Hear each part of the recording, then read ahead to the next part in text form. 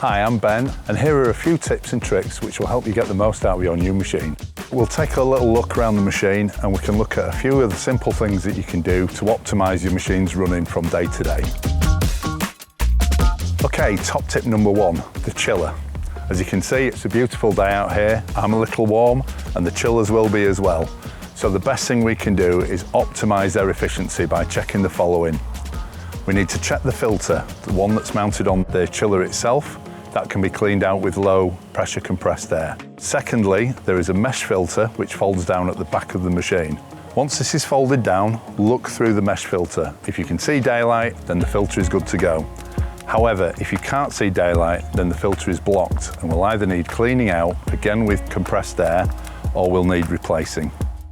The next thing to check, whilst the panel filter is away from the chiller, you can check inside the body of the chiller itself. Now there will be a little build-up of dust. This will need cleaning out on a regular basis. Also look up to where the condenser is situated. This is the piece of equipment that does the hard work of cooling down the coolant. This needs to be kept clean regularly as well. And again, use low pressure compressed air to blow the fins clear of dust. Finally, while the chiller is folded out, you can check the coolant level. Just ensure that the coolant is at the maximum level or very near to it. Top tip number two, checking the gearbox oil level. The gearbox oil keeps the gearbox cool, as does it keeps cool the clutch and the other transmission components. This can be checked on a daily basis by accessing the compartment cover and checking the sight glass on each gearbox. There is one at each end of the machine. Top tip number three, checking the auxiliary generator.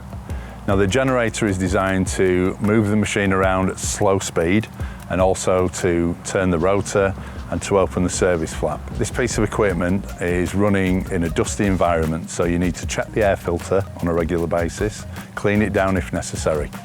Also, check the fuel filter. Make sure the bowl is clear. If it's getting clogged or dirty, then the generator will struggle to run, as it will have a lack of fuel. Top tip number four, cleaning under the horizontal belt. This is very important. Build-up of material over a day's shredding can cause issues where the horizontal belt will get jammed up and will trip out and cause you no end of problems. So the easiest way to alleviate this, at the end of a shift, move the shredder back using the tracks, clean out the material, and then put the shredder back into position and continue shredding. And my last top tip, when you've done any service work on the shredder, make sure that the GRP doors are closed before you commence shredding. These protect the internals from dust and debris forming and causing any issues, filters being blocked, etc. These are just a few top tips to help you get the most out of your shredder from a day-to-day business. If you have any more issues or you have any questions, please feel free to contact me. Thank you.